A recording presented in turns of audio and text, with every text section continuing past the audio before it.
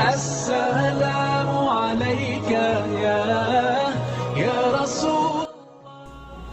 Assalamu alaikum, my dear brothers and sisters. Life is too short, even beyond our expectations. As Quran says, every soul will taste the death. كل نفس ذائقة الموت.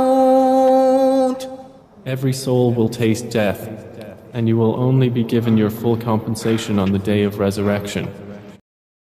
Allah subhanahu wa ta'ala give us this precious time to utilize it in good deeds, help others, and bow in front of Him only.